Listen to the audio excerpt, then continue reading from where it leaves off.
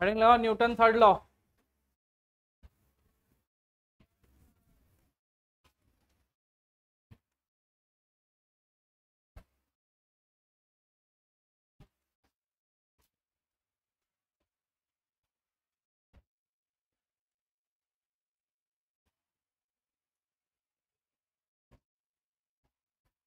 चलो, ये तो सब लोग को पता होगा, बहुत इजी चीज है ना। बताओ क्या होता है न्यूटन थर्ड लॉ। एक्शन का रिएक्शन क्या होता है, ये हमको नहीं समझ में आया। एक्शन रिएक्शन क्या होता है, एक्शन बोलो जल्दी। किसी भी चीज पे वो भी उतना ही फोर्स लगाएगा, उसी को क्या बोलते हैं, एक्शन रिएक्शन बोलते हैं। मतलब हम तुमको एक झापड़ मारे, बदले में तुम हमको एक झापड़ मार दिए, यही एक्शन रिएक्शन है। झापड़ झापड़ चप्पल नहीं, हमने तुमको एक झापड़ दिया, बदले में तुम हमको एक झापड़ दे दिए। हम्म,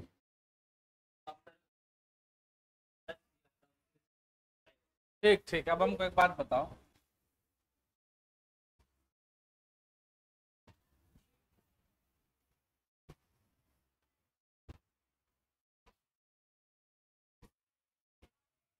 क्या ये एन और M G action reaction force है या नहीं? सोच समझ के बोलो, क्या ये एन और M G action reaction force है या अलग अलग फोर्स है?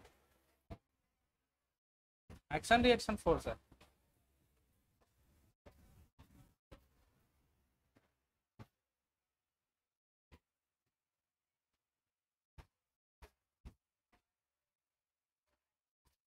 एन बराबर होगा एम जी के, बोलो हाँ या ना। इक्वल फोर्स, अपोजिट डायरेक्शन, ये तो होता है। पर ये एक्शन रिएक्शन फोर्स क्यों नहीं? क्योंकि भाई एक्शन और रिएक्शन फोर्स दो अलग अलग बॉडी पर लगता है। एक ही बॉडी पर अगर एक्शन तुम्हारे गाल पे लग रहा है तो रिएक्शन मेरे, एक ही बॉडी पर एक्शन रिएक्शन दोनों फील नहीं होगा।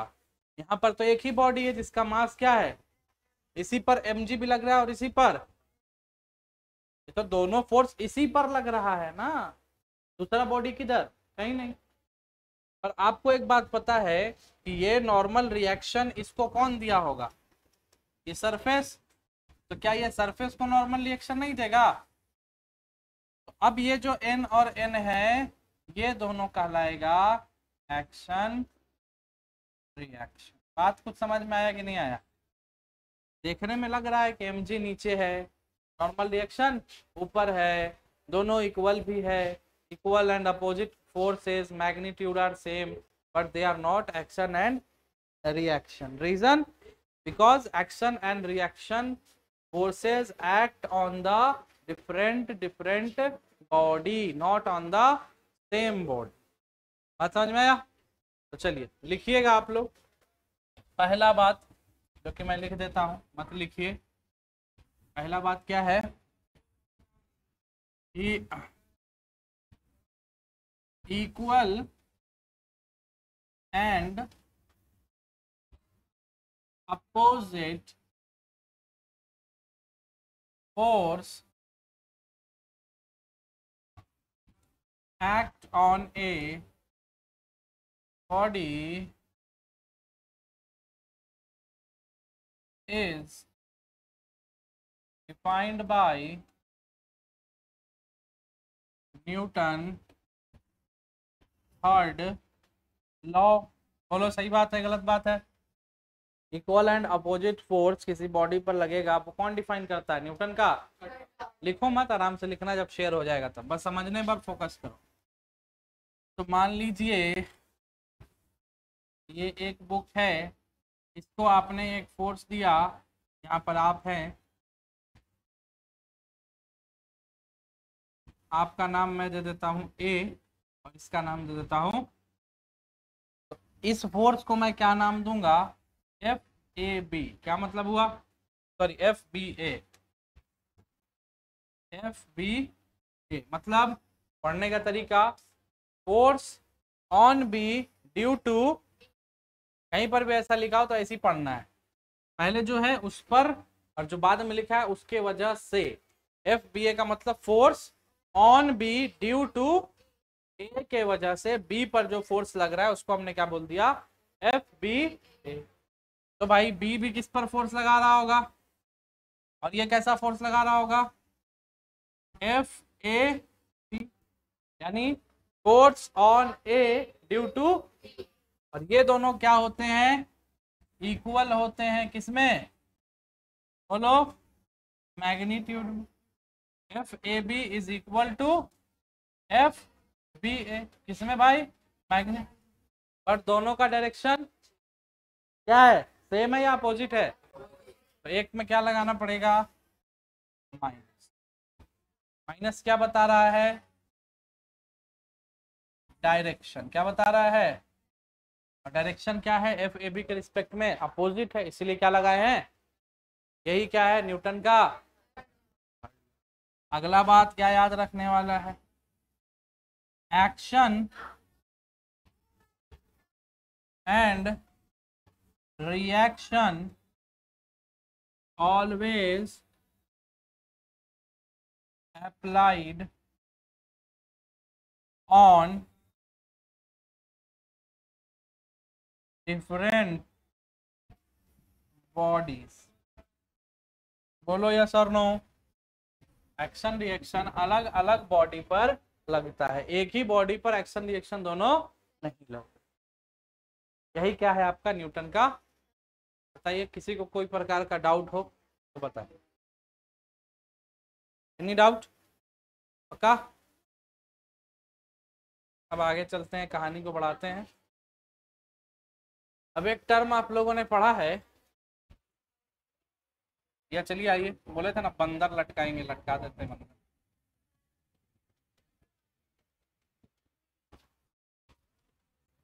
बंदर कैसे बनता है भाई,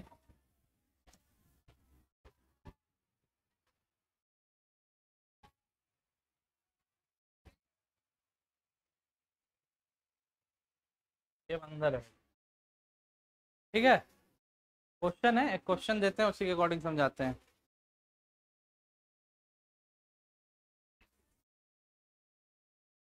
क्वेश्चन लिखिएगा,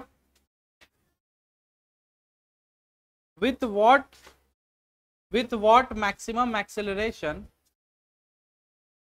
with what maximum acceleration the monkey can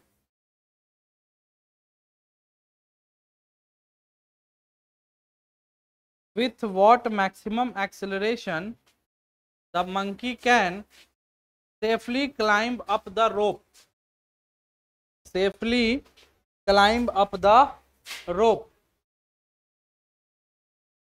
safely climb up the rope if the maximum tension is 1000 Newton. If the maximum tension is 1000 Newton, यानी मैक्सिमम टेंशन उस रस्सी पर कितना है, 1000। उससे ज्यादा अगर उस पर टेंशन लग गया तो रस्सी क्या हो जाएगा, टूट जाएगा, तो बंदर सेफली ऊपर नहीं चढ़ पाएगा। बात समझ में आ रहा है कि नहीं। जैसे मान लो एक रस्सी है, सिंपली सोचो, उस रस्सी को मैंने सीधा करके बांध दिया, उस पर तुमको धीरे धीरे चलना है, तो रस्सी बैलेंस में रहेगा। बोले कुदक कुदक के चलो, रस्सी में टेंशन बढ़ेगा घटेगा, जिससे रस्सी क्या हो जाएगा, तो स्पीड को ऊपर नीचे करने से ही क्या पैदा होता है, एक्सीलरेशन। तो बताना ये है कि बंदर, ये जो बंदर है, ये किस स्पीड से ऊपर चढ़े, किस एक्सीलरेशन से ऊपर चढ़े, ये सेफली कहाँ पहुंच जाए, ऊपर पहुंच जाए। तो बनाओ, सिंपल क्वेश्चन है, एकदम आसान।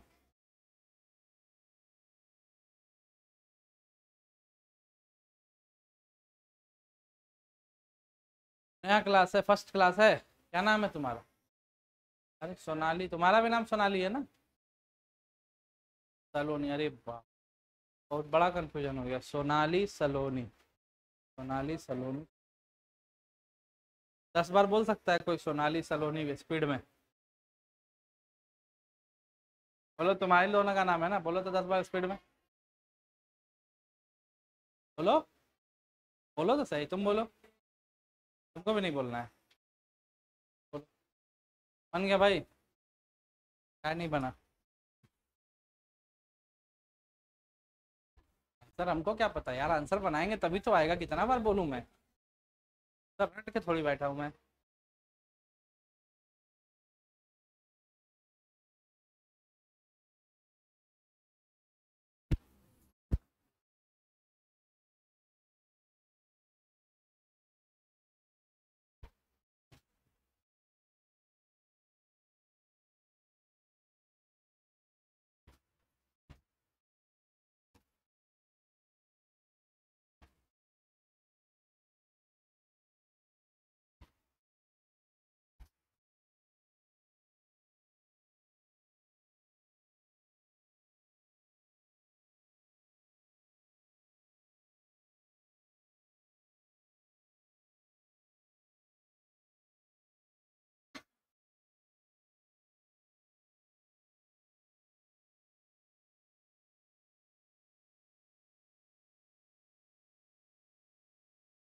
स्कूल में पढ़ाई होता है?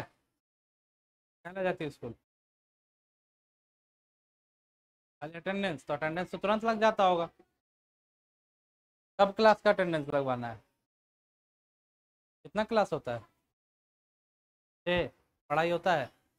क्या पढ़ाई है हुआ है? फिजिक्स में क्या पढ़ी? Unit dimension? समझ में आया? थोड़ा बहुत। ऐसा क्या है, यहाँ तो पढ़ चुके हो तुम लोग। नहीं बना? जाहिल लोग। नीचे क्या लग रहा होगा? जिस रस्सी पे चल रहा है उस पर क्या है? ऊपर चल रहा है तो एक्सिलरेशन किस डायरेक्शन में है? तो क्या मैं बोल सकता हूँ T minus M G is equal to, इसका मास मान लो एम है, हाँ? या कैपिटल एम बोल देता हूँ।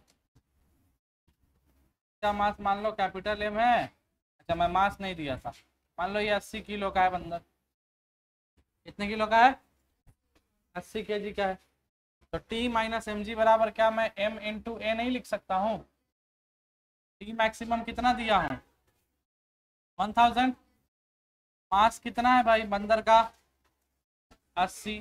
ग्रेविटी कितना ले लो? फिर 80 इंटू 100 में से 800 गया तो बराबर 0 गया, ए बराबर 20/8। कितना आ जाएगा? 8 गुना 16, 8 पचे 40। 2.5 मीटर। मैक्सिमम इसी एक्सेलरेशन से चढ़ेगा तो तेपली ऊपर पहुंच जाएगा, अदरवाइज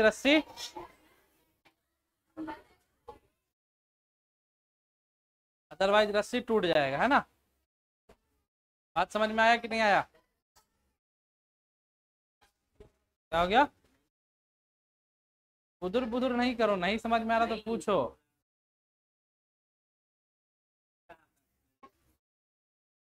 एक्सेलरेशन पढ़ा ही नहीं है?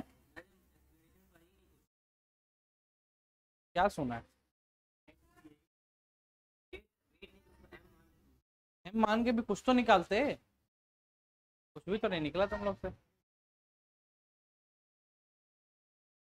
यार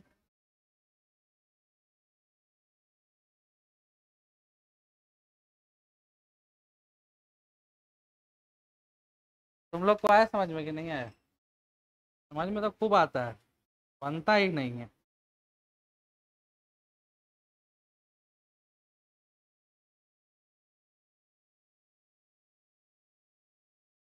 चलो कोई बात नहीं। अच्छा आइए और कुछ सीखते हैं। लिफ्ट में कौन कौन चढ़ा है? लिफ्ट में कौन कौन चढ़ा है? वो बंद वाला लिफ्ट। खड़े हो ना? लिफ्ट ऊपर जाता है तो तुमको क्या फील होता है, और नीचे आता है तो क्या फील होता है? कुछ भी फील नहीं होता है। अच्छा मेला गए होगा ना, मेला तो घूमे होगे सब। वो घूमे हो जो नाव वाला एक होता है, कौन कौन बैठा है उस पर? जब ऊपर जाता है तब क्या फील होता है, और जब नीचे आता है तब क्या फील होता है? जाने में कोई दिक्कत तो नहीं होता, पर आने में क्या होता है? हाँ, पेट दर्द होने लगता है। ऐसा लगता है कि अंदर कुछ है ही नहीं, पूरा खाली खाली सब फील होने लगता है। यानी अपना वजन क्या फील होता है? हल्का। और जब ऊपर जाता है तो अपना वेट कैसा फील होता है? भारी। आया ना? तो एक बात बताते हैं, आइए थोड़ा सीखिए, थोड़ा सा टॉपिक से हट के, और अच्छा चीज। This is a lift. क्या ये लिफ्ट के अंदर हो तुम,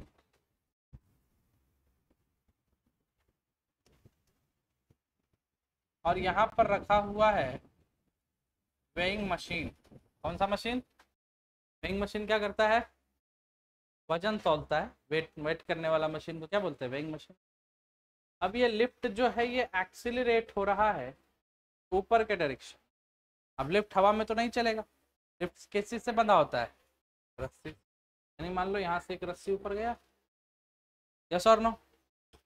तो इस रस्सी पर क्या लग रहा होगा? टेंशन। आया ना? और इसको नीचे कौन बुला रहा होगा? बुला रहा होगा। बोलो यस और नो, बोलो बोलो बोलो। अब लिफ्ट ऊपर जा रहा होगा तो तुमको क्या फील होता है? अपना बॉडी वेट क्या लगता है? भारी लगता है। तो हमने देखा कि जब ऊपर की तरफ एक्सेलरेट हो रहा है, इसका मतलब ये फोर्स इस फोर्स से बड़ा होगा, तभी तो ऊपर जा रहा है ना। अगर ये बड़ा होता तो नीचे आ जाता। तो हम बोल सकते हैं टोटल फोर्स क्या हो गया? टी माइनस बराबर एम इंटू ए। तो क्या मैं बोल सकता हूँ T is equal to M G plus M A? Yes और नो? बोलो। क्या मैं बोल सकता हूँ T is equal to M into G plus? अब जरा सोचो, पहले जो तुम्हारा वजन था वो किसके बराबर था? M into. अब तुम्हारा वजन एम इंटू जी और प्लस में एक और चीज क्या ऐड हो गया? तो वजन बढ़ेगा या घटेगा? इसीलिए जब लिफ्ट अपवर्ड जाता है तो हमको क्या फील होता है? वेट का भारी हो जाना। वेट कैसा लगता है कि हम लोग थोड़ा ज्यादा वजन, क्वेश्चन बेक करवा के दिखा देंगे, वेट बढ़ता है। ये थ्योरेटिकल अप्रोच से समझा रहे हैं। क्यों हुआ? समझ में आया? सेम केस तुम लोग खुद सोचो, लिफ्ट अभी किधर को आ रहा? नीचे को आ रहा। यस और नो? तो टेंशन एम जी, तो टी प्लस बराबर में, आया ना? तो टी बराबर एम ए माइनस, यानी टी बराबर एम कॉमन लो ए माइनस। अब बताओ, जब डाउनवर्ड आ रहे हैं तो हमको अपना वेट कैसा फील हो रहा है? कुछ घट रहा है ना हमारे वेट से। वेट कैसा फील होगा? कम। और जब अपवर्ड जा रहे हैं तो हमको वेट कैसा फील होगा? बोलो। थोड़ा सा ज्यादा फील। यही रीजन है कि झूले में जब ऊपर जाते हैं तो बड़ा मजा आता है, जब झूला नीचे आता है तो एकदम गुदगुदी टाइप सा होता है, किसी का पेट दर्द करता है, किसी को उल्टी हो जाता है ना? यही रीजन है। क्लियर? अब एक काम करते हैं, ऊपर नीचे तो चले गए। अब सोच लो, मान लो तुम्हारा कोई दुश्मन है जो यहाँ पर बैठा है इंतजार में, और हाथ में रखे हुआ है भैया कैंची। कैंची समझते हो ना? ये कैंची इसके हाथ में, और यहाँ पे हो तुम। सीजर यार, कैंची नहीं पता है क्या? कैंची मतलब सीजर है। अब ये बंदा क्या कर रहा है? लिफ्ट ऊपर की तरफ एक्सिलरेट हो रहा था, आया ना? और इस भाई साहब ने पट से क्या कर दिया? रस्सी को। अब तुम किधर जाओगे? एक्सिलरेशन ड्यू टू ग्रेविटी भी किधर हो गया? तुम्हारा एक्सिलरेशन भी किधर हो गया? आया ना? तो मैं बोल सकता हूँ इस रस्सी पर क्या लग रहा होगा? टेंशन। ये क्या लग रहा होगा? अब तुम नीचे आ रहे हो तो टेंशन भी किधर लग रहा है? तो क्या मैं बोल सकता हूँ टी प्लस एम जी बराबर में, तो क्या मैं बोल सकता हूँ T is equal to M G minus, और क्या मैं यहाँ से बोल सकता हूँ जी बराबर, बोलो यस और नो? बोला सकता है क्योंकि दोनों डायरेक्शन क्या है। और अगर ऐसा है तो क्या ये जीरो नहीं होगा? अब बताओ, जब अचानक से तुम गिर जाओगे तो तुमको क्या फील होगा? तुम्हारा वेट क्या हो गया है? जीरो। क्या हो चुका है? कभी नहर नहर नदी वदी में नहाए हो? नहाए हो कि नहीं? जब ऊपर से कूदते हो, जितना देर हवा में रहते हो, कुछ वेट का फील होता है, एकदम हल्का। पानी में गिरते हो तब छपाक से पता चलता है कि हाँ भाई अपने पास भी क्या है। तो कोई भी चीज, दुनिया का कोई भी चीज, इसको भी मैं यहाँ से छोड़ रहा हूँ ना, तो जब तक ये हवा में, ये क्या फील करेगा, वेटलेसनेस। एक शब्द होता है, क्या शब्द होता है वो, वेटलेसनेस। क्या फील होता है, वेटलेसनेस।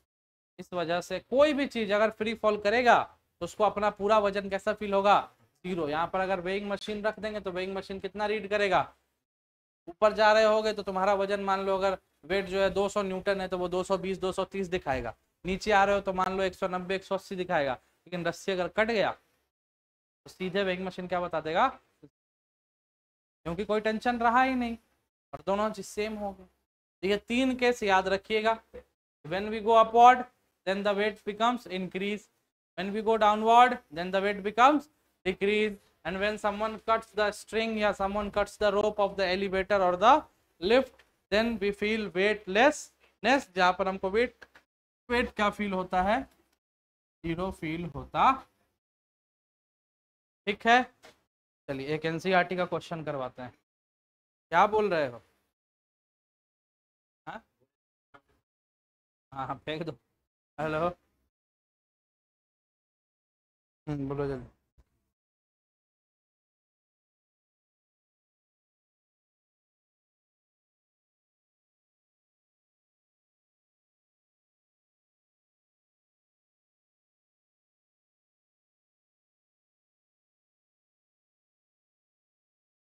नहीं नहीं, इसको मान से मत फेंकना भाई, फिर दोस्त नहीं बचेगा तुम्हारा। क्वेश्चन लिखिएगा, क्वेश्चन लिखिए, फिगर में बना देता हूँ।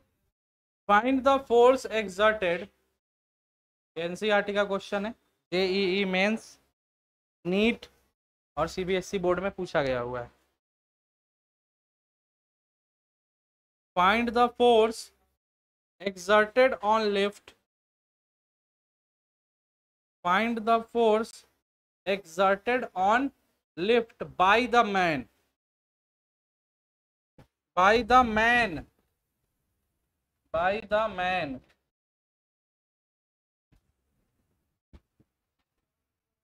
ब्रैकेट में लिख लेना weight of the man, bracket में लिख लो weight of the man.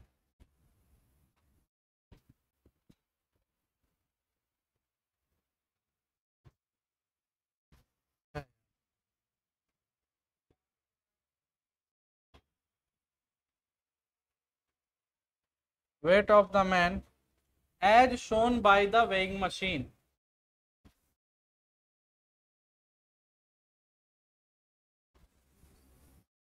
as shown by the weighing machine।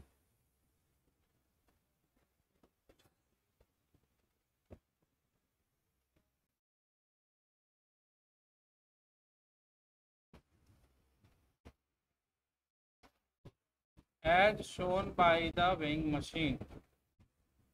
Figure यहाँ है आपके सामने, फिगर बनाइए।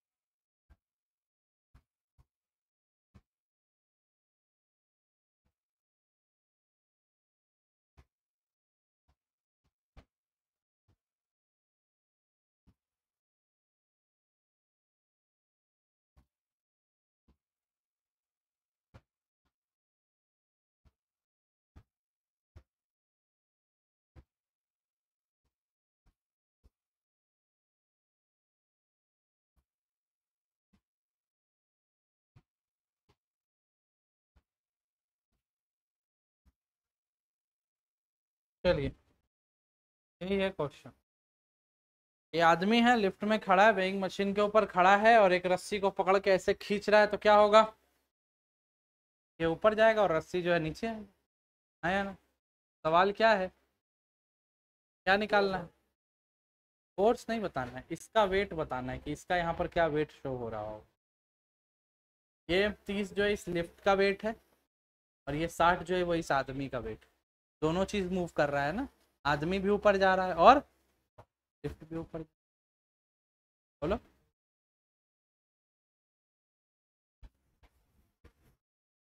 और आपको फाइंड आउट करना है कि ये आदमी इस लिफ्ट पर कितना फोर्स लगा रहा होगा, या सिंपल ये कितना इसका वेट यहाँ पर फील हो रहा हो।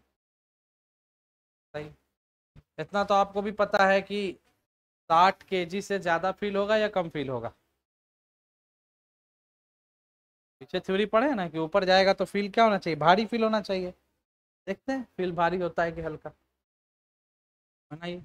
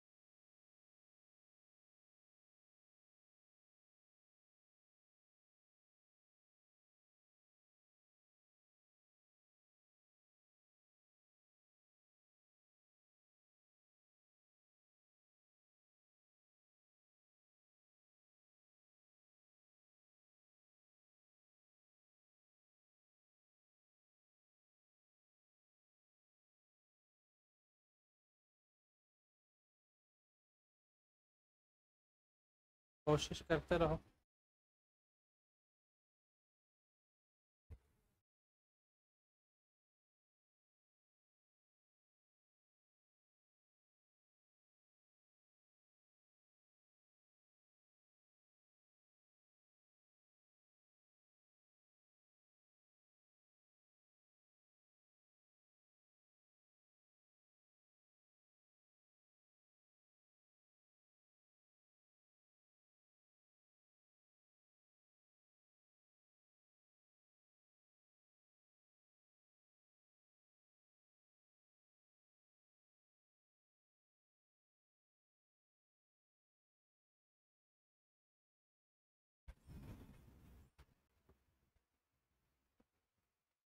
बन गया।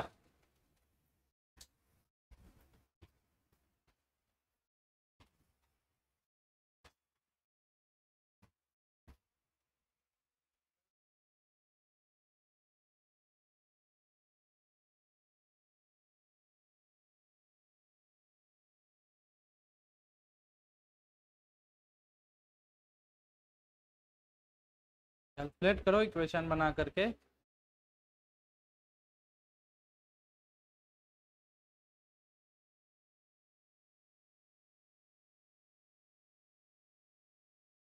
देखिए आदमी का फ्री बॉडी डायग्राम बना रहे हैं, आदमी को नीचे कौन बुला रहा होगा, ऊपर क्या लग रहा है, और एक चीज और लग रहा है टेंशन के साथ साथ, क्योंकि यहाँ पे कांटेक्ट भी तो है, रस्सी भी तो है, तो रस्सी के साथ क्या लग रहा होगा, टेंशन। और यहाँ से क्या लग रहा होगा, नॉर्मल रिएक्शन। और नीचे क्या लग रहा होगा,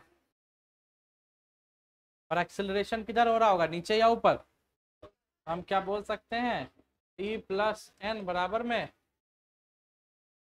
मतलब हाँ या ना बोल सकते हैं T+N। M कितना है, 60 और जी कितना होता है 10। तो टी प्लस एन बराबर कितना आ गया 100। हाँ या ना। लिफ्ट का अगर फ्री बॉडी डायग्राम बनाए तो लिफ्ट को नीचे कौन बुला रहा है और ऊपर कौन खींच रहा है? बोलो।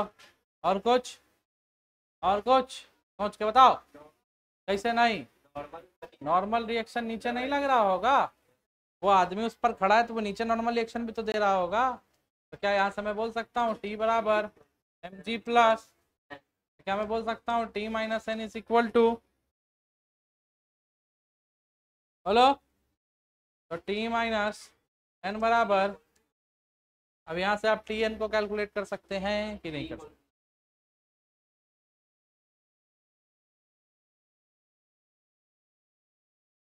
कर लोगे ना कैलकुलेट? एक टेंशन एक नॉर्मल रिएक्शन, यही दो निकालना है, पता चल जाएगा। ये बस समझना था कि कैसे अप्रोच लेना है। क्लियर? आगे बढ़ते हैं और अब हम लोग इस चैप्टर में एक नया कॉन्सेप्ट सीखने जा रहे हैं जो है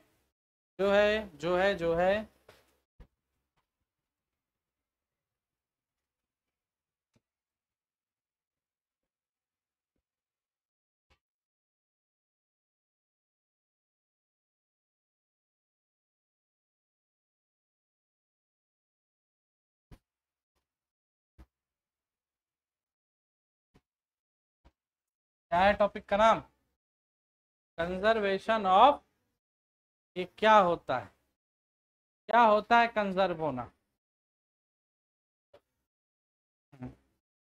ऊर्जा संरक्षण सिद्धांत पढ़े होगे 9th क्लास में।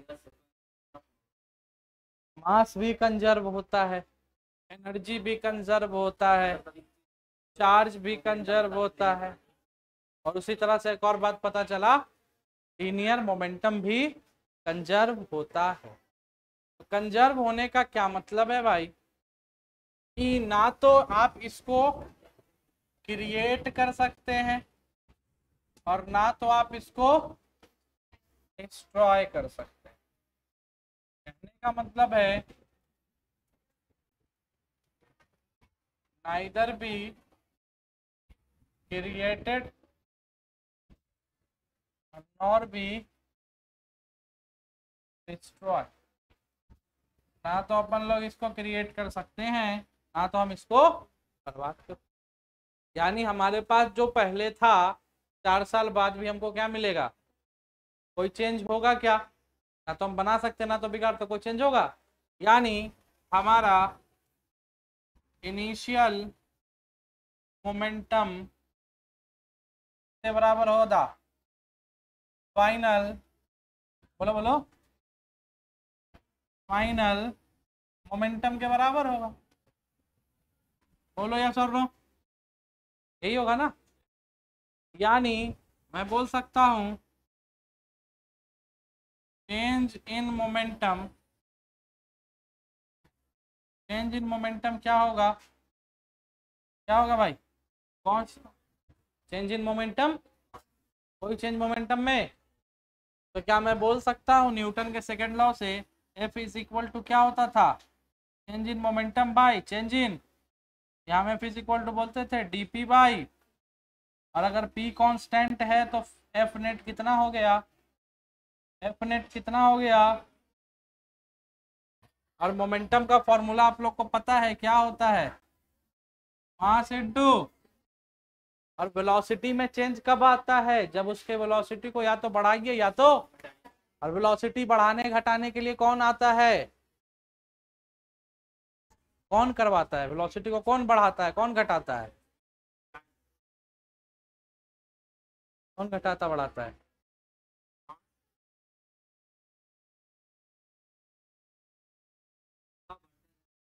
हाँ भाई, स्पीड को वेलोसिटी को कौन घटाता है कौन बढ़ाता है? किसके वजह से बढ़ता घटता है? एक्सेलरेशन की वजह से घटता बढ़ता है। अरे फोर्स के वजह से बदलता है। कोई चीज स्लो चल रहा है उसको तेज चलाना तो फोर्स दोगे कि एक्सेलरेशन ठूस दोगे? जाके फोर्स दोगे ना। एक्सेलरेशन क्या होता है? क्या होता है एक्सेलरेशन? एक्सेलरेशन कहाँ से आता है? Change in velocity, change in velocity कौन करेगा? फोर्स करेगा। तो यहाँ पर फोर्स कितना हो चुका है, तो क्या वेलोसिटी बदलेगा? बदलेगा क्या वेलोसिटी? मास बदलता है क्या किसी चीज का? तो फिर ये पूरा टर्म क्या हो गया? यही चीज क्या कहलाता है? Conservation of momentum. बात पल्ले पड़ा नहीं पड़ा? हलवा चीज है फिर भी कंफ्यूज हो रहे हो। चलो छोटा सा एग्जांपल लेते हैं। ये एक ऑब्जेक्ट है जिसका मास है m1 और ये इधर वेलोसिटी कर रहा है u1 से, ठीक है। ये एक दूसरा मास है, इसका मास है m2 और ये इधर जा रहा है u2 वेलोसिटी से। u1 मतलब इनिशियल स्पीड, u2 मतलब इनिशियल स्पीड। u1 किसका इनिशियल स्पीड है? m1 का। u2 किसका इनिशियल स्पीड है? थोड़ा देर के लिए मान लो u1 का स्पीड u2 से क्या है? ज्यादा है, तो क्या होगा?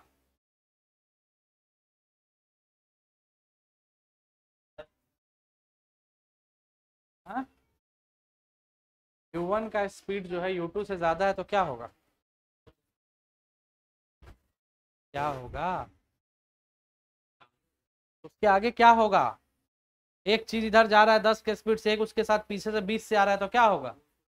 टकराव होगा, धकेल देगा, धक्का लग जाएगा, ठोक देगा, उड़ा देगा, यही होगा ना? यस और नो? फिजिक्स में इन टर्म को कोलिजन बोला जाता है। क्या बोला जाता है? टकराव को क्या बोलते हैं? कॉलिजन। पढ़ोगे, पूरा डिटेल में पढ़ोगे आगे चल के। अभी फिलहाल के लिए क्या बोला जाता है इसको? कॉलिजन मतलब टकराव। क्या होता है? टकराव होना क्या कहलाता है? जब टकराएगा तो क्या मास वही रहेगा या बदल जाएगा? बोलो, मास वही रहेगा या बदल जाएगा? मास तो वही रहेगा ना। दो बॉल टकराता है तो मास बदल जाता है क्या? तो मास तो वही रहेगा m1 और, पर क्या इनिशियल स्पीड इनिशियल रहेगा या स्पीड में चेंज आ जाएगा? तो अब ये जो चेंज आएगा इसको मैं बोल दूं v1 और इसमें जो चेंज आएगा इसको मैं बोल दूं, वो इनिशियल स्पीड था बिफोर द कोलिजन, ये स्पीड है आफ्टर द। बात कुछ समझ में आई कि ना आई? आई समझ में? अच्छा, अगर मैं पूछूं बताइए मुझे initial momentum of m1 before collision क्या होगा बताओ? कोलिजन से पहले m1 का इनिशियल मोमेंटम क्या होगा? m1 u1। इसी तरह से initial momentum of m2 before collision क्या होगा? और अगर मैं टोटल पूछ लूं, टोटल मोमेंटम क्या हो जाएगा? m1 u1 प्लस, बात समझ में आया? कोलिजन से पहले m1 u1 और कोलिजन के बाद भी m2। यस और नो? अब बताओ आफ्टर द कोलिजन क्या हुआ होगा? आफ्टर द कोलिजन नेट बता दो, नेट बता दो डायरेक्ट क्या होगा? m1 v1 plus m2 v2। बोलो यस और नो? अब एक जरा सा सोच के देखो कि जब ये टकराया होगा एक दूसरे पर, तो एक m1 ने दूसरे m2 पर क्या लगाया होगा? उसी इंस्टेंट पर m2 ने m1 पर क्या लगाया होगा? यस और नो? तो सोचो अगर ये यहाँ पर टकराया है ये, तो इसने इस डायरेक्शन में एक फोर्स लगाया, ये m2 है और ये, क्या मैं इसको बोल सकता हूँ, या ए बी मान लो, ये ए गोला है और ये बी गोला है, तो क्या मैं बोल दूं एफ बी ए? उसी इंस्टेंट पर बी इस पर एक फोर्स लगा रहा होगा, क्या मैं उसको बोल दूं एफ ए? बोल सकता हूँ कि नहीं बोल सकता? और न्यूटन का थर्ड लॉ हमको क्या बोलता है कि एफ बी ए बराबर होगा minus of F A B. बोलिए ये बात आपको पता है कि नहीं पता है? न्यूटन का सेकंड लॉ क्या बता के गया है कि change in momentum with respect to time क्या देता है? फोर्स। यस और नो? ये फोर्स कहां से आ रहा होगा? चेंज इन मोमेंटम से आ रहा होगा कि नहीं आ रहा होगा? बोलो हाँ या ना? तो बी का, बी पर फोर्स ए का, बी एफ बी ए का मतलब क्या हुआ? Force on B due to A. तो आइए यहाँ पे थोड़ा सा लिख रहा हूं मैं, एफ बी ए बराबर है किसके, minus of F A B के। बोलो अब एफ बी ए क्या होगा, change in momentum with respect to time, ये भी क्या होगा, change in momentum with respect to, और इस पूरे में क्या लगा होगा, इधर मोमेंटम का चेंज क्या आया है, m1, बोलो बोलो बोलो, देखो इधर देखो, देखो इधर, पहले ये जो m1 था इसका मोमेंटम क्या था, m1 u1, फाइनल जब टकराने के बाद क्या हो गया, m1 v1, तो चेंज कितने का आया, m1 v1 माइनस, यही आया ना चेंज, पहले m1 u1 था, टकराने के बाद क्या हो गया, तो चेंज इन मोमेंटम क्या होगा, m1 v1 minus m1 u1 upon में t बराबर, सर नो। इसी तरह से एक का चेंज किसका आया, m2 v2 minus m2 u2 upon में, क्या हो गया, तो दिक्कत है क्या, टाइम से टाइम, तो क्या मैं बोल सकता हूं m1 v1 minus m1 u1 बराबर m2 v2 minus m2 u2, और इस पूरे में क्या लगा हुआ है, ये नहीं भूलना है, इस पूरे में क्या लगा हुआ है, तो क्या मैं यहाँ से बोल सकता हूँ m1 v1 minus m1 u1 बराबर minus m2 v2 plus m2 u2। अब इसको मैं इधर ला रहा हूँ भाई, तो फाइनल इक्वेशन तैयार हो रहा है, m1 v1 plus m2 v2 बराबर, ये उधर चला जाएगा, m1 u1 प्लस m2, ये आपका क्या बता रहा है, ये मोमेंटम और ये मोमेंटम किसका है, m1 का और m2 का, कब का मोमेंटम है, कोलिजन के बाद का, भी है ना, भी मतलब बाद का, और ये किसका मोमेंटम है, दोनों का, तो बाद का मोमेंटम और पहले का मोमेंटम दोनों क्या है, इक्वल है, कोई चेंज आया तो मोमेंटम क्या हुआ, कांस्टेंट, क्या मोमेंटम में कोई बदलाव आया, नहीं, तो लीनियर मोमेंटम कैसा हो गया, कंजर्व हो गया, ना तो क्रिएट हुआ ना तो, बात समझ में आई।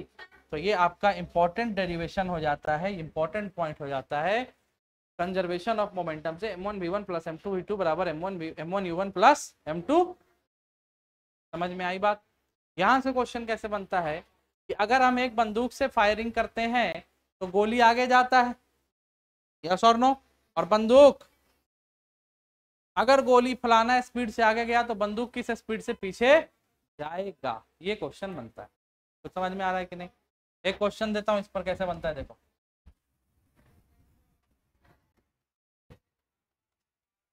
if the mass of the bullet is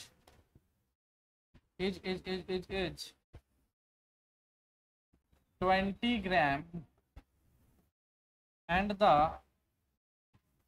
mass of the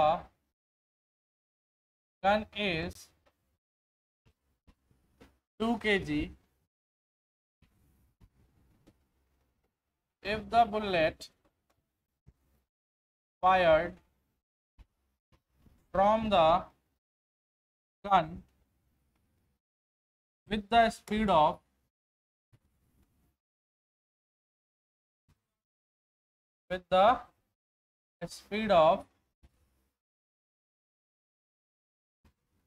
60 meter per second, then what is the recoiling speed। recoiling का मतलब क्या होता है, बोलो,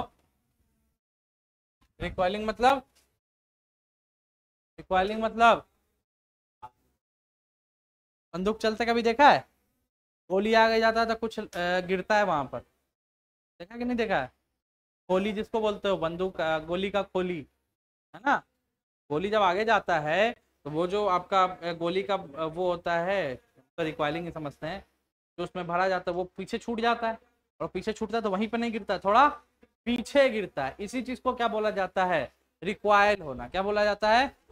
तो वो रिक्वायलिंग का क्या स्पीड होगा, वो कितना स्पीड से पीछे जाएगा, गन का स्पीड भी पूछ सकता है, कोई बड़ी बात नहीं है, तो रिक्वायलिंग का स्पीड क्या होगा, बनाइए।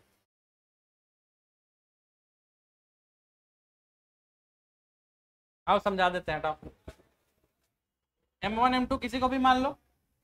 M1 मान लो किसका मास है, बुलेट का। बुलेट का मास कितना दिया है, 20 ग्राम। M2 बताओ कितना है, M2 निकाल के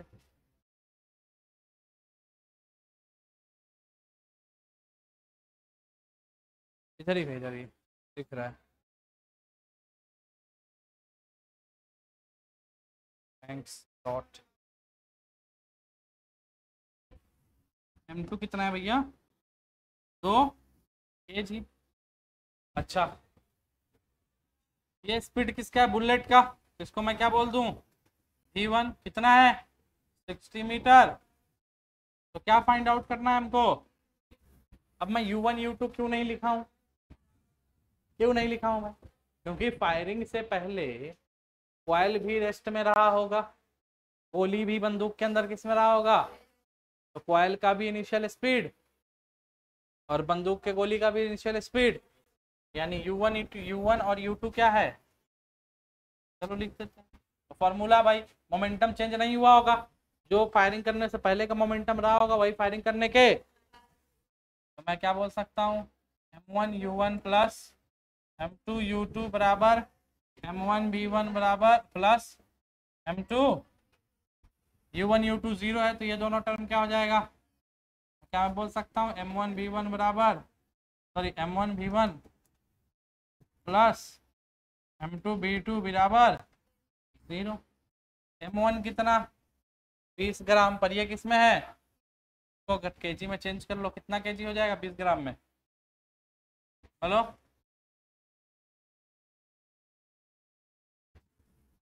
आता है चेंज करने की नहीं,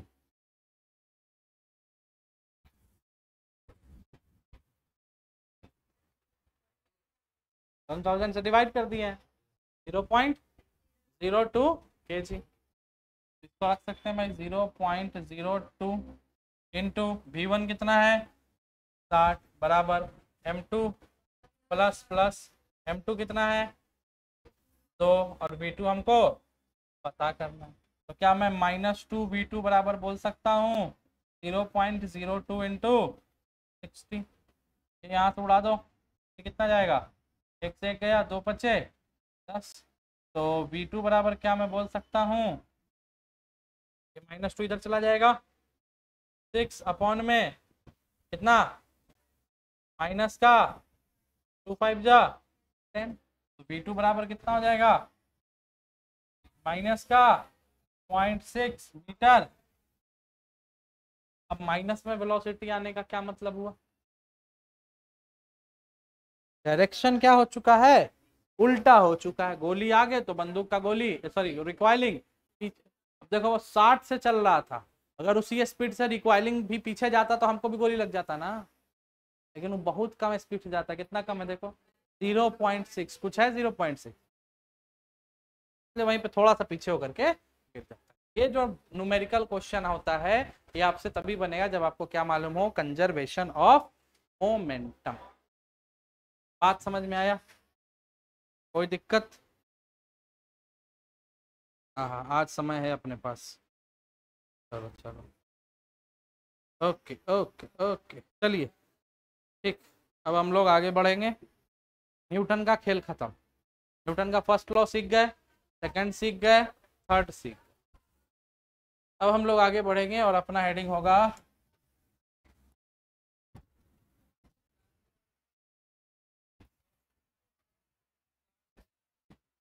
क्या है हेडिंग, फ्रिक्शन। फ्रिक्शन क्या है, फ्रिक्शन क्या है, हाथी घोड़ा बिल्ली, फोर्स क्या है, क्या है, हाथी है फ्रिक्शन, घोड़ा है, बिल्ली है, फोर्स है, क्या है, अरे बोलो। तो हम आंसर भी बता रहे फिर भी नहीं बोल रही है। फ्रिक्शन इज अ फोर्स, तो पहला पॉइंट इसके बारे में हम क्या बोल सकते हैं, हाँ इट इज ए फोर्स। और फोर्स में भी कैसा फोर्स भाई, कॉन्टैक्ट फोर्स है। उसके बाद इसका डायरेक्शन क्या होता है, always always opposite to the applied, आपने जो फोर्स अप्लाइड किया है उसके हमेशा किधर होगा, अपोजिट। क्लियर है। अब भाई फ्रिक्शन का दो टाइप पढ़ना है आप लोग को, एक होगा काइनेटिक फ्रिक्शन और एक होगा स्टैटिक फ्रिक्शन। एक काइनेटिक, दूसरा काइनेटिक का मतलब, काइनेटिक मतलब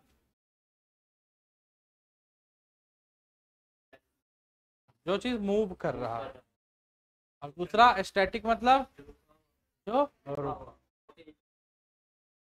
जैसे सोचो सोचो थोड़ा सा सोचो, मैं इस फोन को यहाँ से धक्का दे रहा हूँ पर ये धक्का नहीं लग रहा है, फोर्स तो लगा रहा हूँ मैं पर धक्का क्यों नहीं लग रहा है, क्योंकि जितना मैं फोर्स लगा रहा हूँ उतना ही ये मुझे अपोज कर रहा है। यानी ये जो रुका हुआ है किसके वजह से रुका है, स्टैटिक फ्रिक्शन की वजह से। मैं इसको मान लो अभी 10 न्यूटन का फोर्स दे रहा हूँ, ये बदले में मुझे कितना दे रहा है, 10 दे रहा है, नहीं मूव कर रहा है। मैं 11 किया, अब इसने भी 11 लगाया, मैं 12 किया, इसने 12 लगाया, मैं 13 लगाया, ये घसक गया। यानी क्या पता चला, इस पे मैक्सिमम रोकने की क्षमता कितनी थी, 11 न्यूटन तक थी। जैसे ही मैंने 12 किया इसका क्षमता खत्म और ये आगे की तरफ क्या हो गया। यानी किसी भी चीज को हम खींच रहे हैं या किसी भी चीज को हम धक्का दे रहे हैं और अगर वो अपने पोजीशन से आगे पीछे नहीं जा रहा है, इसका मतलब वो किसके वजह से रुका हुआ है, वहां पर स्टैटिक फ्रिक्शन के वजह। और कोई चीज मूव कर रहा है तो उसमें कौन सा फ्रिक्शन आ जाएगा, काइनेटिक फ्रिक्शन आ जाएगा। तो भाई काइनेटिक फ्रिक्शन को हम लोग पूरे फिजिक्स में एफ के से दिखाते हैं और स्टैटिक फ्रिक्शन को हम लोग एफ एस से दिखाते हैं। बोलो यहाँ तक किसी प्रकार का कोई दुविधा, पक्का। अच्छा भाई फ्रिक्शन का हिंदी नाम क्या होता है, घर्षण बल। कौन सा बल, घर्षण बल, नाम तो सुने होंगे ना। चलिए अब हम लोग स्टार्ट करते हैं एक एक करके। सबसे पहले हम लोग पढ़ेंगे काइनेटिक फ्रिक्शन। तो भाई काइनेटिक फ्रिक्शन को हम लोग किससे दिखाते हैं, सबसे पहला सवाल एफ के से, और ये डायरेक्टली प्रोपोर्शनल होता है नॉर्मल रिएक्शन के। This is the kinetic friction is directly proportional to normal reaction. अब आप लोग को मैं दोबारा बताऊंगा नहीं कि नॉर्मल रिएक्शन क्या है, कैसे निकलता है, आप लोग को पता है? तो kinetic friction is directly proportional to normal reaction. अब हम ऐसे प्रोपोर्शनैलिटी में कभी कोई क्वेश्चन सॉल्व करते हैं कि इक्वल टू में सॉल्व करते हैं, को कन्वर्ट करना पड़ेगा। और 10th से 11th में आए हो इतना तो सीखो कि जब प्रोपोर्शनैलिटी हटता है तो एक कांस्टेंट वैल्यू वहां पर आता है। जैसे Ohm's law B directly proportional I था, जैसे हटाए तो क्या था, आर आया था। इसी तरह से जब हम यहाँ से हटाते हैं प्रोपोर्शनैलिटी को तो यहाँ पर एक कांस्टेंट आता है जिसको बोला जाता है म्यू, और ये बनता है formula F k is equal to mu into N. What is mu, तो म्यू को बोला जाता है कोएफिशिएंट ऑफ फ्रिक्शन। क्या होता है, coefficient of friction. Clear. N क्या है, नॉर्मल रिएक्शन, और एफ के क्या है, काइनेटिक फ्रिक्शन। कुछ बात समझ में आई कि नहीं है, बस खत्म। काइनेटिक फ्रिक्शन हो गया खत्म, थ्योरी इतना ही है। अब इसके बाद इसका हम लोग क्या करेंगे, न्यूमेरिकल बनाओ। चलो ये 10 किलो का बक्सा के बीच का म्यू दे रखा है 0.3, काइनेटिक फ्रिक्शन कैलकुलेट करके बताओ। चल कैलकुलेट द काइनेटिक फ्रिक्शन।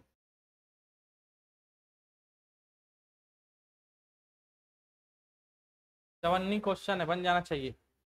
इवी नहीं बना तब तो बहुत दुख की बात है।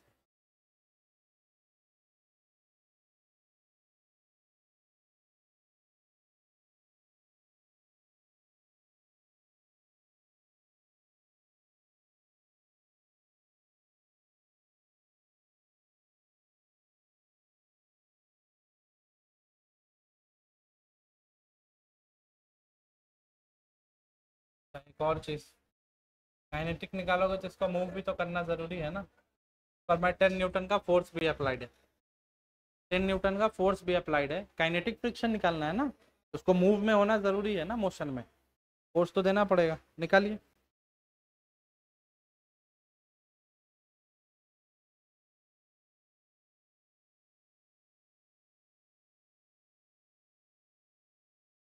ऑप्शन दे देता हूँ, ए बी सी डी।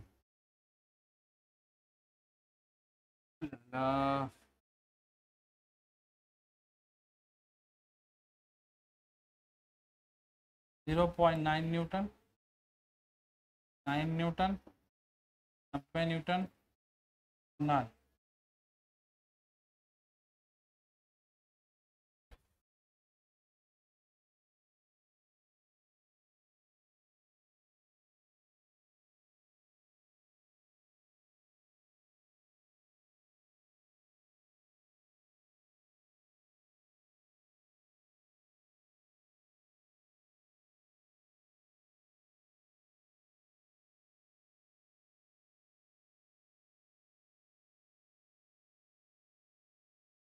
बताओ बताओ बताओ क्या होगा। 0.9 न्यूटन। बाकी लोग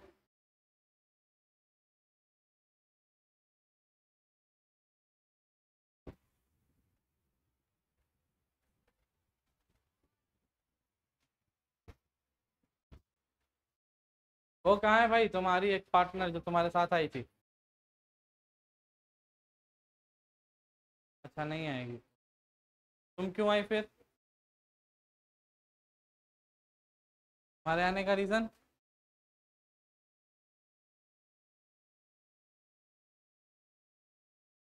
बोलो।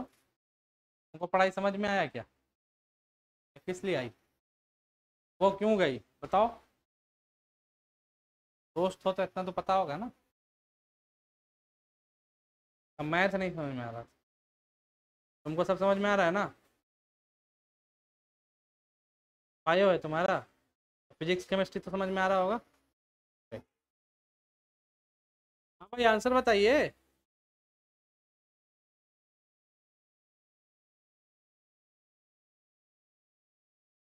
क्या हुई? आंसर बोलो। अभी अभी तो आंसर भी दे दिए ऑप्शन में, अब तो ऑप्शन बता दो कम से कम। 0.9। आप ही के हिसाब से हम चलेंगे, आप ही के हिसाब से हम आंसर लाएंगे। देखिए आपका हिसाब बिल्कुल सही है, इसीलिए तो आपका हिसाब फॉलो कर रहे हैं ना। सही है भाई 0.9। तुक्का लगाया क्या? बना करके लाया 0.9? तुमसे नहीं निकला? क्यों? हाँ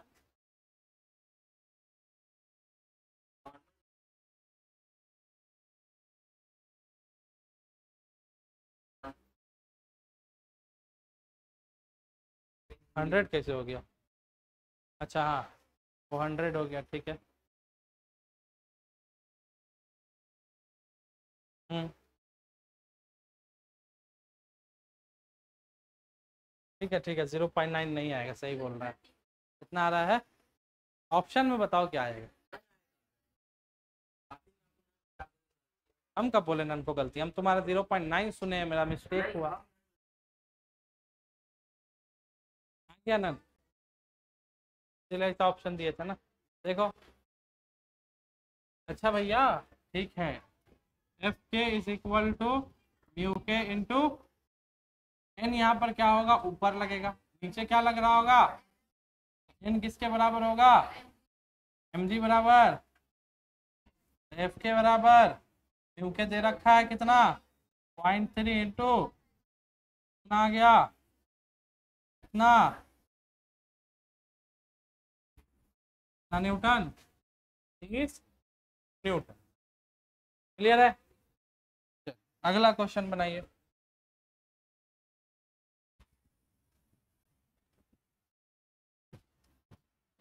4 kg का ब्लॉक, 10 न्यूटन का फोर्स, और आपका कोफिशिएंट ऑफ फ्रिक्शन है 0.2। इस बार आपको दो चीज निकालना है, एक काइनेटिक फ्रिक्शन एंड दूसरा एक्सेलरेशन। एक्सेलरेशन और काइनेटिक फ्रिक्शन दोनों कैलकुलेट कर।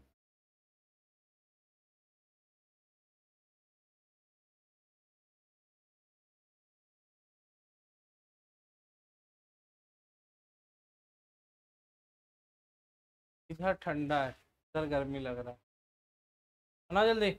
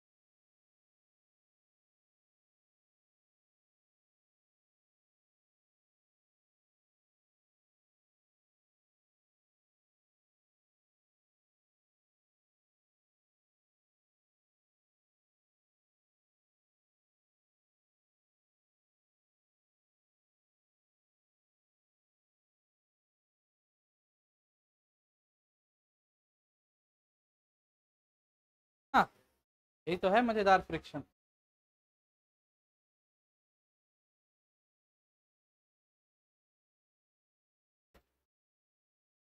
मजा आ रहा है ना?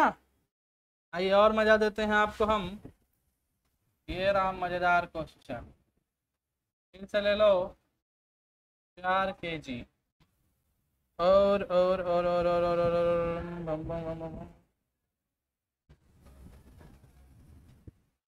कुछ ट्विस्ट करते हैं, रुको।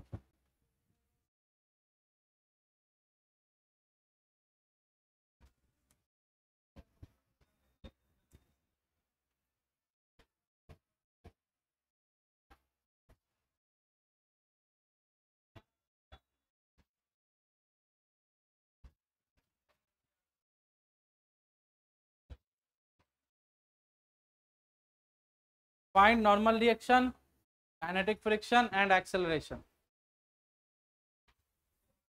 तीनों चीज पता कीजिए। एन, एफ के एंड एक्सेलरेशन।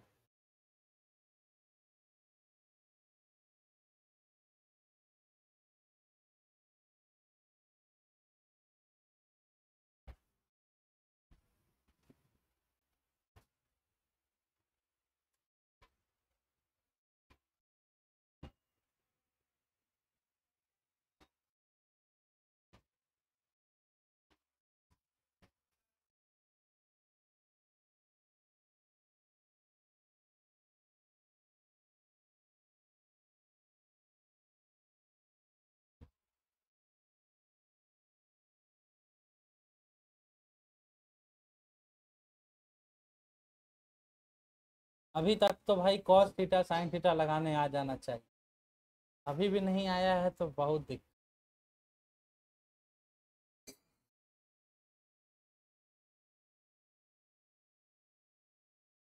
कोई नोट्स लाया है फिजिक्स का? कोई भी नोट्स, फिजिक्स का नोट्स? क्यों, कहाँ है नोट्स, है कि नहीं? नेक्स्ट क्लास में लेके आइएगा सब लोग याद से। हाँ सर बोलिए। 9 लगभग, हाँ ठीक है 9 ठीक है। नॉर्मल रिएक्शन कितना आया? एक्सेलरेशन अब तो निकाल दोगे पट से, क्या दिक्कत?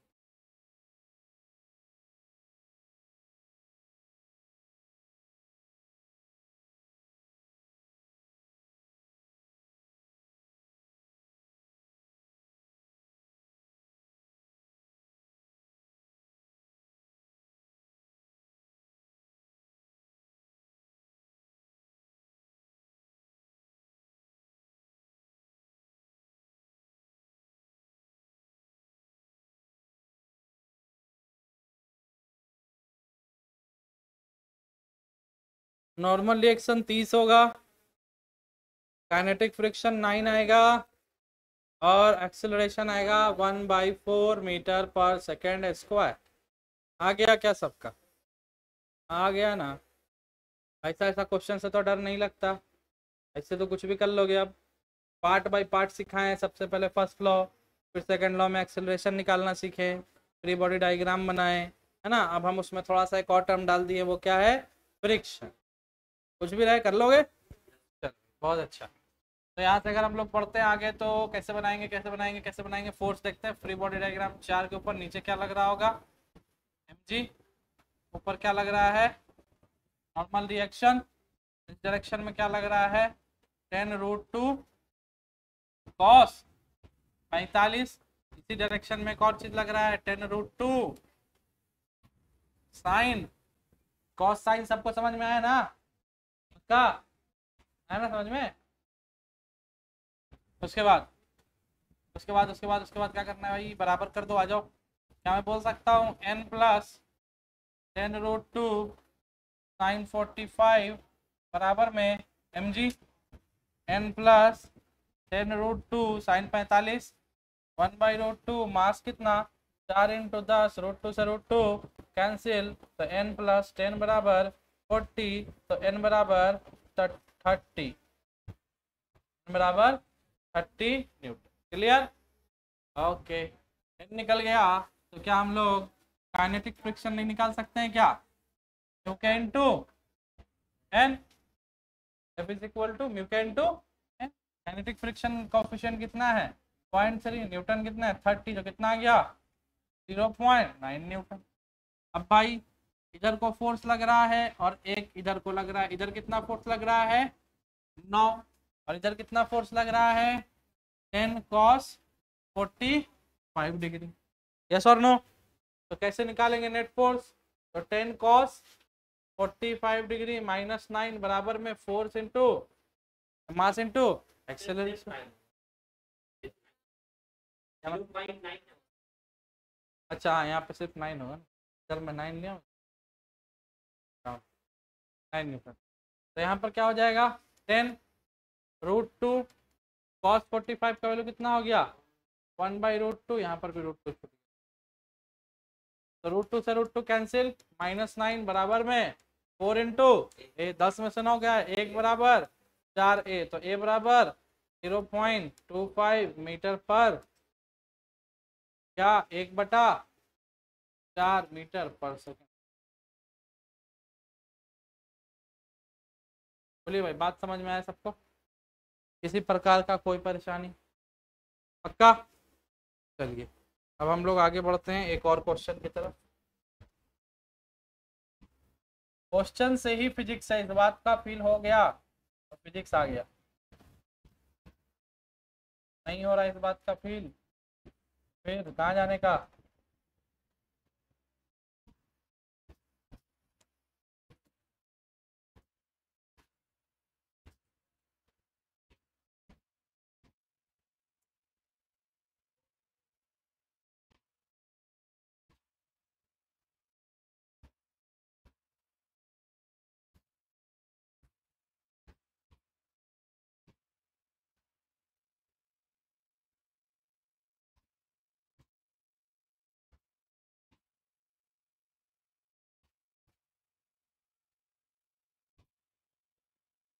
चलिए वही तीनों चीज निकाल कर बता दीजिए, acceleration, kinetic friction and normal reaction.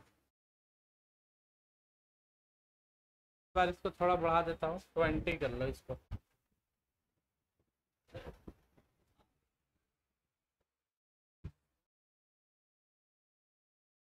देख लो फोर्स कैसा लग रहा है, दिख रहा है? एरो बनाए हुए नहीं दिख रहा है? एरो किस डायरेक्शन में? फोर्स इधर।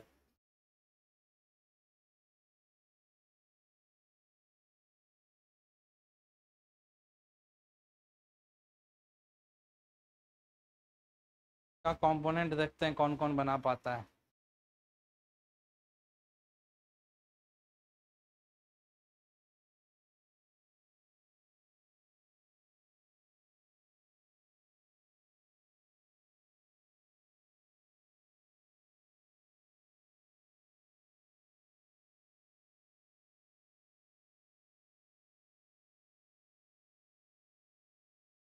नॉर्मल चेक करता हूँ, बनाइए।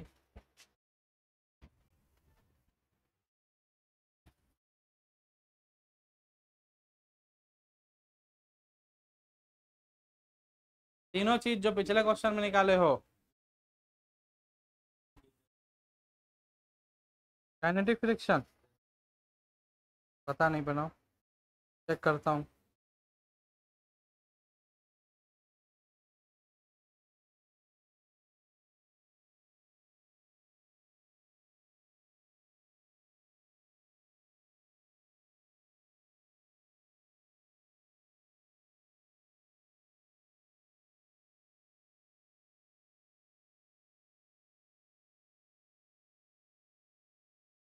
तुम्हारा क्या आ रहा है शारदा?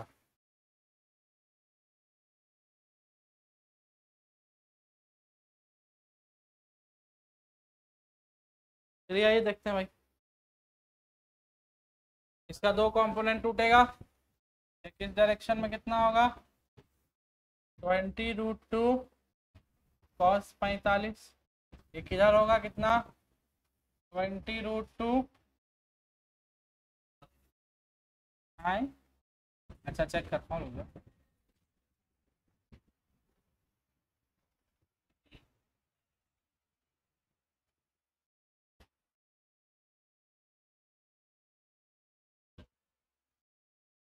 देखो तुम लोग से गलती किधर हो रहा है। इधर तुम लोगों ने बहुत बढ़िया बनाया है, इस डायरेक्शन में एंगल है, इस डायरेक्शन में आपने बना दिया 20 cos 45 डिग्री। लेकिन 20 sin 45 आप कहाँ चले गए हैं, इधर। इधर नहीं जाना है, सोचो क्यों, समझो, यहाँ समझो, एरो पे ध्यान दो। अगर ये फोर्स यहाँ से लग रहा है तो ऐसे ही लग रहा होगा, हाँ या ना? और ये इस तरह से है, जो ये है वही तो ये है, बोलो हाँ या ना? जो रोल प्ले आपका ये कर रहा है वही रोल प्ले ये भी कर रहा है। अगर ये 45 तो ये एंगल भी कितना होगा, इस डायरेक्शन में आपने क्या लिख दिया, बिल्कुल सही लिखा। वो क्या लिखा आपने, 20 cos, दूसरा किधर जाएगा, 20√2 sin 45। ये क्वेश्चन अब निकाल लेते हैं भाई। नीचे एक और चीज क्या लग रहा होगा, पर क्या लग रहा होगा, तो नॉर्मल रिएक्शन बराबर mg प्लस 20√2 साइन 45 का वैल्यू 1/√2 से √2 गया, 4 n is equal to 4 into 10 plus में 20, n इज इक्वल टू कितना आ गया। आप लोग का आंसर बिल्कुल सही है, तरीका बिल्कुल सही है, अप्रोच गड़बड़ा, ये इधर भगा दिए। समझ रहे हो कि नहीं समझ रहे हो, गलती कहाँ हो, नीचे ही लेकर ऊपर लग रहा था। देखो यही कॉन्सेप्ट है, समझ जाओ कॉन्सेप्ट, इसीलिए इस क्वेश्चन को बनाया हूँ। इसमें फोर्स किधर लग रहा था, तो इधर लेकर के गए थे। इस केस में फोर्स किधर लग रहा है, तो कहाँ परपेंडिकुलर कंपोनेंट है, नहीं स्टार्ट आ गया। तो भाई बताइए एफ के भी निकाल लीजिएगा आप लोग। एफ के क्या होगा, 60 इंटू कितना आ जाएगा, 18 न्यूटन। और ये आ गया तो आप आसानी से निकाल लीजिएगा एक्सेलरेशन, वो क्या होगा, 20√2 इंटू cos 45 1/√2 माइनस 18 बराबर 4 इंटू ए, √2 से √2 गया, 2 बराबर 4a, 2 2 जा 4a बराबर कितना, हाँ ठीक है, कैसे आ गया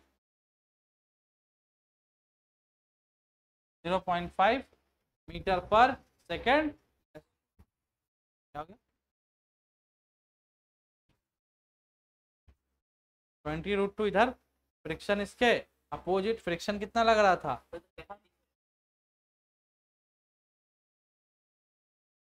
काइनेटिक फ्रिक्शन भाई, लगने वाला फोर्स 20 है, नहीं नहीं तब कैसे, तब तो स्टैटिक हो जाएगा, गाड़ी चलेगा ही नहीं, तो एक्सेलरेशन तो 0 हो जाएगा। बताइए कोई दिक्कत है यहाँ तक क्या, हाँ क्लियर हुआ अच्छे से, काइनेटिक फ्रिक्शन समझ गए। अब हम लोग थोड़ा सा पढ़ लेते हैं किसको, स्टैटिक बाई को, स्टैटिक, कौन सा फ्रिक्शन, तो भाई स्टैटिक फ्रिक्शन के बारे में बोला जाता है कि ये होता है वेरिएबल, वेरिएबल मतलब, वेरिएबल मतलब बदलते रहने, जो क्या हो समय के साथ साथ बदले, या स्टैटिक फ्रिक्शन के बारे में बोला जाता है, ये होता है सेल्फ एडजस्टिंग, क्या होता है, ये खुद को क्या करता है, एडजस्ट करता है, सेल्फ एडजस्ट करता है, ठीक है। अब इसका कोई, अच्छा कोई चीज अगर वेरिएबल है, बदल रहा है, तो क्या उसका कोई डेफिनेट फार्मूला हो सकता है क्या, फार्मूला हर बार से, तो हर बार आदमी फार्मूला थोड़ी रटेगा, इसका कोई डेफिनेट फार्मूला, पर इसका एक लिमिट है, ये 0 से छोटा या 0 के बराबर होगा, या तो सॉरी 0 से बड़ा या 0 के बराबर होगा, या तो लिमिटिंग फ्रिक्शन, कौन सा फ्रिक्शन, एफ लिमिटिंग फ्रिक्शन से छोटा या एफ लिमिटिंग फ्रिक्शन के बराबर, तो आपको एफ एस का रेंज मिल जाएगा 0 के बराबर या एफ लिमिटिंग के बराबर। तो भाई एफ लिमिटिंग कैसे निकालते हैं, तो एफ लिमिटिंग का फॉर्मूला होगा म्यू एस इंटू में, पीछे क्या पढ़े थे, म्यू के इंटू में, वो काइनेटिक था, ये म्यू एस क्या है, स्टैटिक है,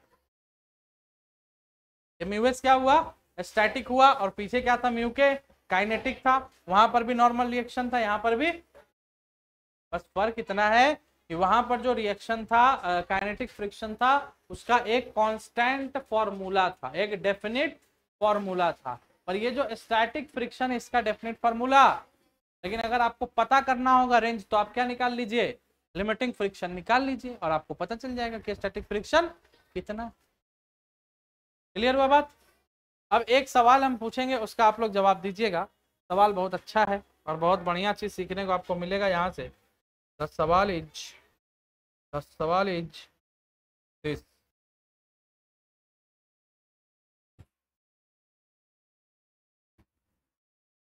4 kg का है ये, पर हमने लगाया 6 न्यूटन का फोर्स, और इसका फ्रिक्शन है 0.2।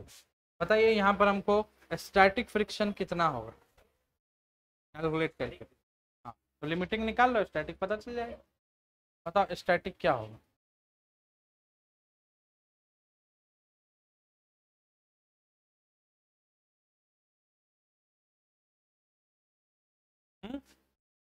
स्टैटिक फ्रिक्शन कितना हो गया, 8 हो गया, वो किधर लगेगा,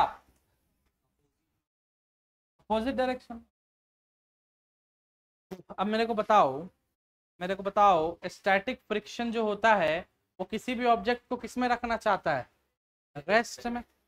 अब भैया हम किसी चीज को अगर आगे खींच रहे हैं 6 न्यूटन का फोर्स लगा के, तो उसके पीछे कितना न्यूटन का फोर्स बन रहा है, कभी ऐसा फील किया हो किसी चीज को आगे खींच रहे हो, अपने मन पीछे भागा जा रहा हो, कभी ऐसा होता है क्या, हम इसको आगे खींचेंगे पीछे चला जाएगा, किसी भी ऑब्जेक्ट पर मैं आगे की तरफ फोर्स लगाऊंगा तो क्या वो ऑटोमेटिक पीछे चला जाएगा।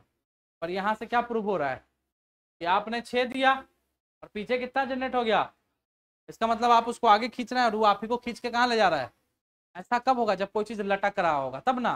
मैं सिंपल बात कर रहा हूँ, स्मूथ प्लेन सरफेस पर, सिंपल सरफेस पर, जो कैसा है रेक्टिलिनियर सरफेस, जैसे ये सरफेस है। अब इसी बेंच को मैं इधर खींच रहा हूँ, मेरी तरफ तो खींचा नहीं रहा है, क्या हमको खींच के उधर ले गया या अपने आप को पीछे ले गया, ऐसा हुआ क्या।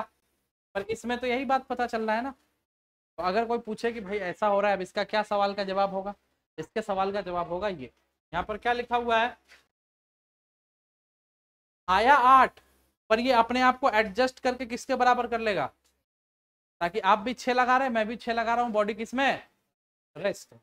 अगर आपने बढ़ा करके कितना लगा दिया, तो ये खुद को एडजस्ट करके कितना कर लेगा, आपने किया 7.5, ये भी क्या कर देगा, आपने किया 8, ये भी क्या कर देगा, आपने किया 8.1, गाड़ी बोलेगा चलो अब मेरे औकात, हाँ अब मेरा लिमिट, मैक्सिमम लिमिट जो है रीच कर चुका है, अब मेरे पास औकात नहीं है कि हम आपको रोक सकें, आप ले जाइए गाड़ी।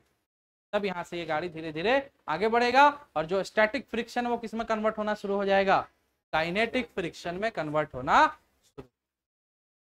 बात समझ में आई, कोई परेशानी?